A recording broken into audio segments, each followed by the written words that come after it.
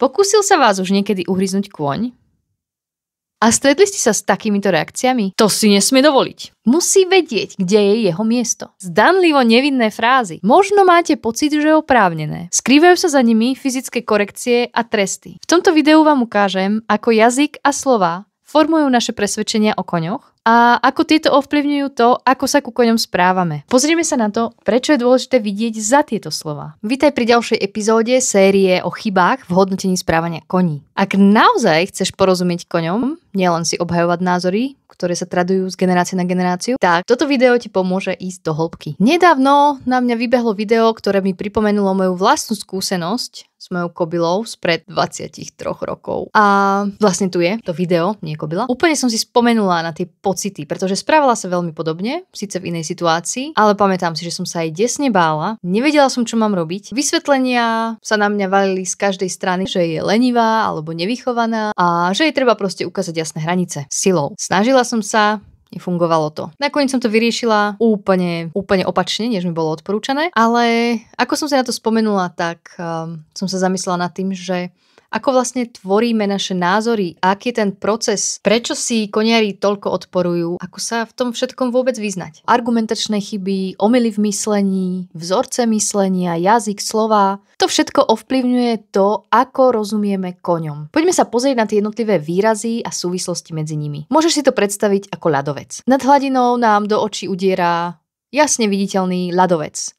V našom prípade to sú slová a jazyk, ktorý používame celkovo pri komunikácii o koňoch. Tesne pod hladinou sú argumentačné chyby. Argumentačné chyby sú chyby, ktoré robíme pri obhajovaní svojich názorov. V tmavších vodách, keď človek vie, že ľadovec pokračuje aj pod hladinu, vie, čo má hľadať, tak sa nachádzajú kognitívne omyly, alebo niekedy použijem slovo skreslenia, omyly v našom myslení, ktoré robí náš mozog. Sú to skratky v myslení, ktoré nás vedú nesprávnym smerom. A úplne hlboko dole sú naše presvedčenia, ktoré sú na pozadí tohto všetkého. Sú to určité filtre, ktorými sa pozeráme na svet a na kone. V dnešnej časti sa budem venovať tomu, čo je najjednoduchšie viditeľné a to sú slová, ktoré používame a jazyk. V ďalších častiach pôjdem postupne hlbšie a hlbšie. Na čo nám to ale celé je? Sú to mega užitočné zručnosti, hlavne v komplikovanom koniarskom svete. Keď sa naučíš rozpoznávať tie jednotlivé vzorce, získaš minimálne 3 výhody. Nenecháš sa navonok oklamať presvedčivými názormi a vysvetleniami, ale budeš schopná vidieť za ne. Za druhé, v diskusiách sa dokážeš oveľa lepšie zorientovať, pretože budeš vedieť rozlíšiť rôzne chyby v argumentácii, lepšie rozlíšiš, kto vie, o čom rozpráva a kto si len obhajuje svoj názor. Po tretie, zároveň ti to pomôže odhaliť tvoje vlastné chyby, ktoré v uvažovaní o koňoch možno robíš. Určite robíš, všetci ich robíme. Ale keď vieš o ich existencii, môžeš ich začať rozpoznávať a môžeš s nimi niečo spraviť, zmeniť ich, alebo ich ignorovať, aj to je možnosť. Ale ak chceš skutočne hlbšie porozumieť koňom, tak túto možnosť neodporúčam. Poďme sa teraz ponoriť do toho jazyka, do slov, ktoré používame, keď rozprávame o koňoch. Slová, ktoré volíme, vplyvajú na naše emócie, formujú naše myšlienky a nakoniec ovplyvňujú aj to, ako sa ku koňom správame. Keď poviem, že kôň je drzý spratek, vyvolá to úplne iné emócie, ako keď poviem, kôň je zvedavý a skúma svet. Čím viac sa jazyk vzdialuje od objektívnej reality, tým silnejšie emocionálne na nás pôsobí. A práve tieto emócie nás riadia oveľa viac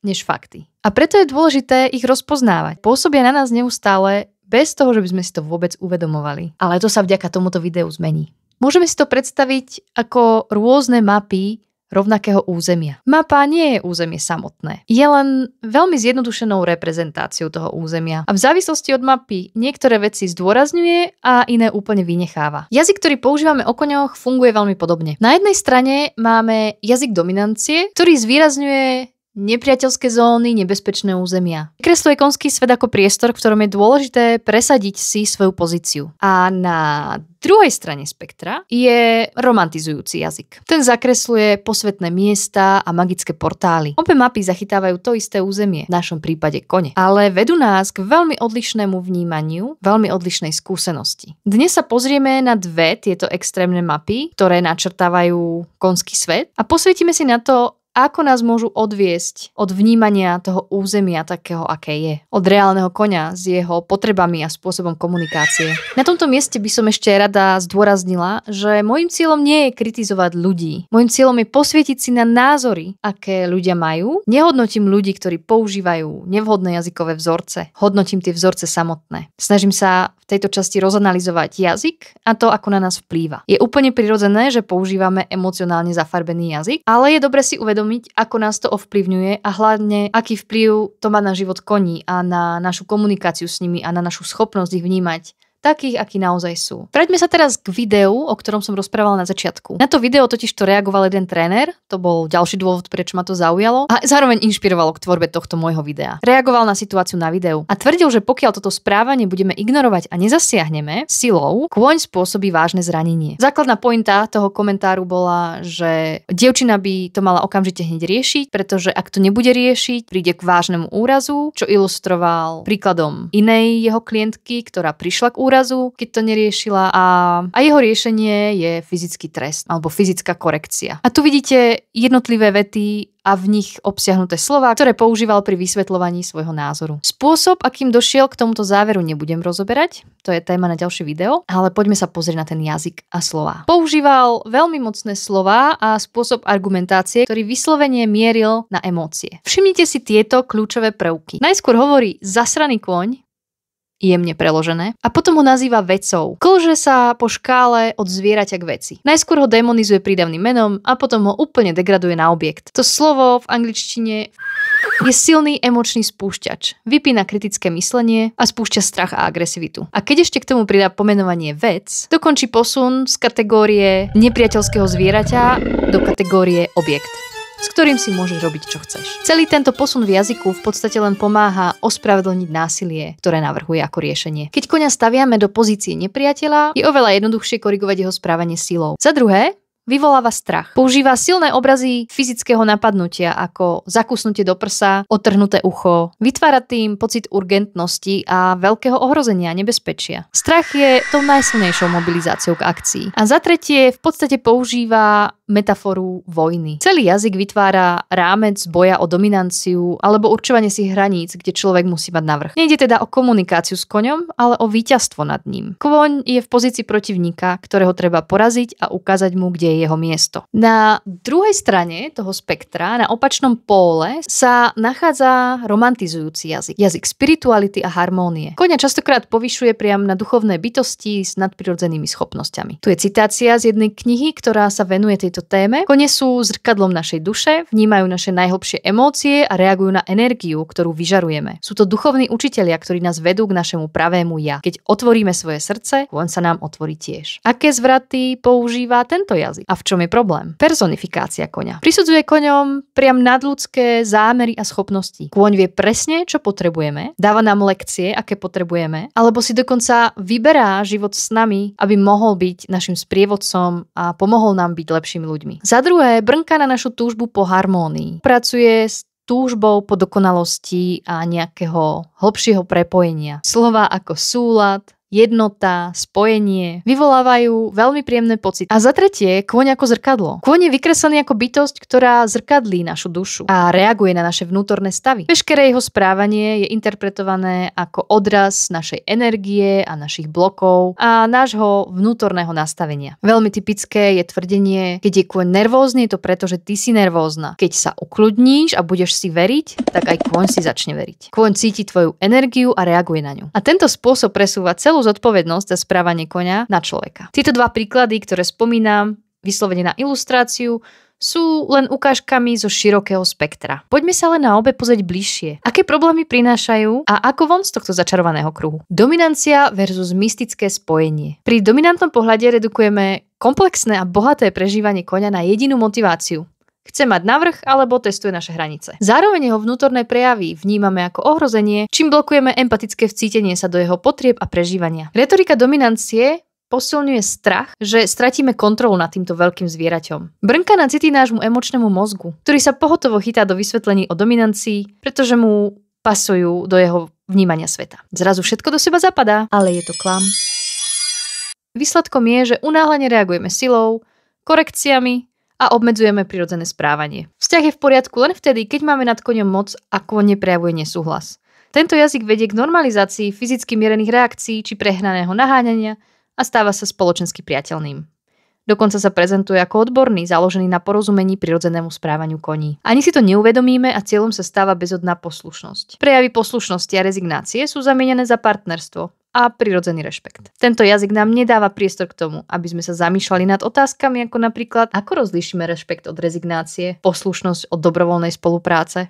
Keď koňa vnímame ako terapeuta alebo duchovného spojenca, tiež nám uniká veľa vecí z jeho skutočného správania. Filtrujeme realitu a vidíme len to, čo chceme vidieť. To, čo sa nám hodí do nášho filtra menom kôň je naše zrkadlo. A keď koňa jasne komunikuje nejaký diskomfort, berieme to ako informáciu o našom vnútornom prežívaní, nie ako výzvu k riešeniu jeho potrieb. Jazyk pôsobí vzletne a rešpektujúco, ale pohľadom nezaujatého pozorovateľa v praxi neberie do úvahy vnútorný svet koňa, jeho nálady, jeho reakcie, iné dôvody, ktoré existujú nezávisle od nás. Živíme v sebe predstavu, že ak budeme vnútorne čistí a budeme na sebe makať, tak kôň bude automaticky spokojný a odmení nás s mystickým spojením. A keď sa kôň nespráva podľa našich predstav, hádžeme na seba silné bremeno viny či pocitu neschopnosti. Príliš často som počula vety ako napríklad môj kôň sa stále ľaká, pretože nedokážem byť dostatočne vyrovnaná, alebo nemôžem s ním nájsť spojenie, pretože mám v sebe nevyriešené traumy, nepočúva ma, pretože môj zámer nie je dostatočne čistý a podobne. A pritom ide v podstate o veľmi čisté konské reakcie na to, aký život žijú, v akom prostredí žijú,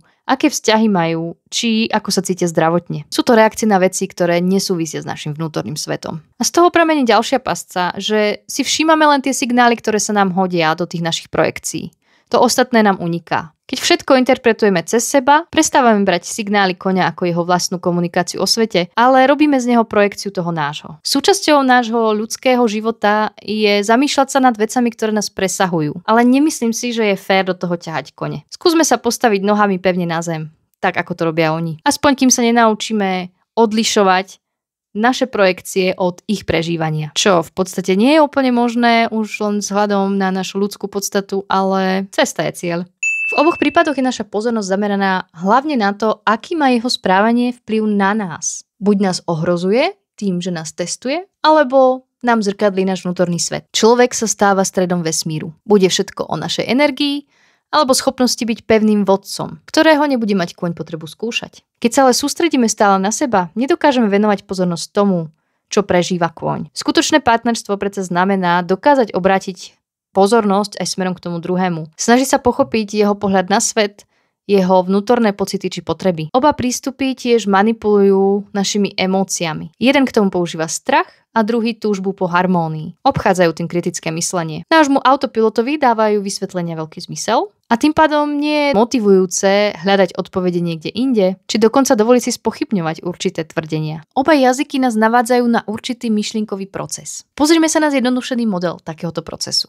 Dominantná retorika, napríklad také zahnanie sa koňa, ako sme videli na videu, považuje za snahu koňa dominovať, zatiaľ čo romantizujúca retorika to môže interpretovať ako zrkadlenie chýbajúcich hraníc. Obe prístupy však vedú k potlačeniu správania koňa. Náš mozog si automaticky potvrdí, že jeho vysvetlenie je správne. Udržujú nás v ilúzii, že tomu všetkému rozumieme. Lebo veci fungujú, kôň robí to, čo chceme a nerobí to, čo nechceme, ale to, že niečo funguje, nie je dôkazom toho, že tomu rozumieme. Ako von z tohto blúdneho kruhu? Ak chceme odstúpiť od situácie a začať sa pozerať na svet očami koňa, tak potrebujeme najskôr prerušiť vplyv emočného jazyka. Vypnúť autopilota a dať priestor pomalému mysleniu. Prvý krok je veľmi jednoduchý a je to čisté, objektívne, emočne nezafarmené opísanie toho, čo sa deje. Keď na kurzoch požiadam ľudí, aby opísali túto fotku, tak dostávam odpovede ako kôň je nervózny, kôň sa bojí, kôň je naštvaný. Nič z toho ale nie je opis. To všetko sú interpretácie. Opis je pomenovanie toho, čo vidím, ale interpretácia je už význam, ktorý tomuto pripisujem. Opis by znel napríklad takto. Spodnú líniu krku má kôň rovnobečne so zebou, hlava je natiahnutá smerom dopredu pod úrovňou kohútika,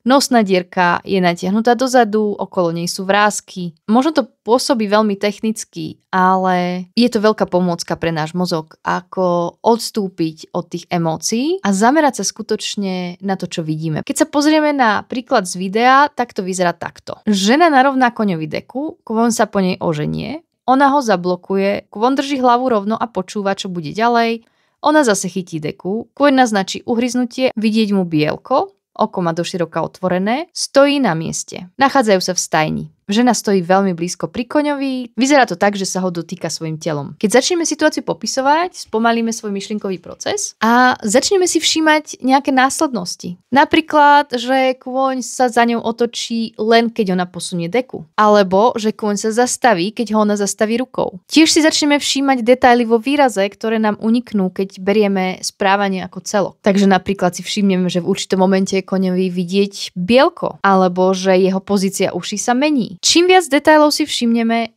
tým viac priestoru na otázky sa vynára. A otázky sú naši priatelia. Napríklad, jeho výraz a reakcie naznačujú nejaký diskomfort. Je to diskomfort fyzický, emočný, či je to kombinácia? Kôň konzistentne reaguje na pohyb deky. Spôsobuje mu to bolesť? Vadí mu pohyb deky, či blízkosť osoby? Po celý čas prežúva. Prežúva na prázdno alebo niečo žerie. Kôň stojí a nepohne sa. Prečo neustúpi, ak mu to vadí? A to všetko sú otázky, ktoré nám pomáhajú preskúmať kontext. Vďaka všetkým týmto otázkam môžeme lepšie odlíšiť, do akej miery je súčasťou problému emočná nepohoda, do akej miery tam zasahuje fyzická nepohoda, či dokonca bolesť. Aký vplyv má na jeho správanie vzťah k ľuďom. Toto sú len čisto ilustračné otázky.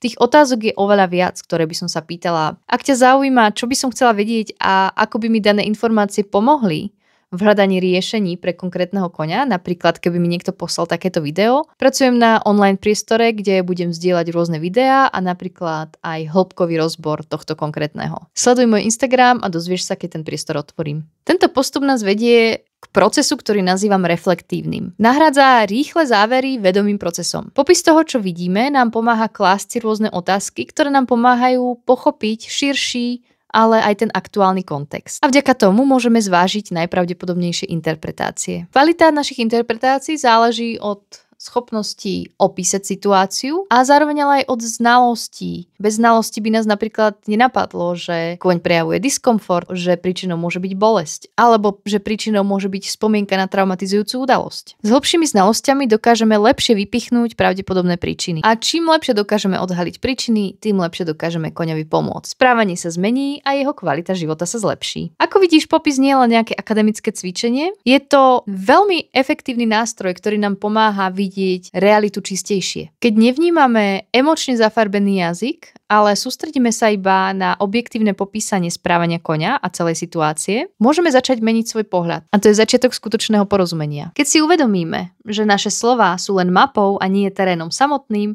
môžeme sa pustiť do vytvárania prepracovanejšej mapy. Takej, ktorá nám pomôže lepšie sa orientovať v skutočnom svete koní. V ďalšej časti sa pozrieme na ďalšiu vrstvu ľadovca, na argumentačné chyby, ktoré často používame k tomu, aby sme obhájili svoj názor. Či už je založený na strachu, alebo romantizácii. A čo ty? Akú mapu držíš v rukách? Je to mapa dominancie? Mapa romantická? Alebo je to kombinácia? Alebo si už začala tvoriť svoju vlastnú mapu? Napíš do komentu. A nezabudni dať odber, ak ťa táto téma zaujíma.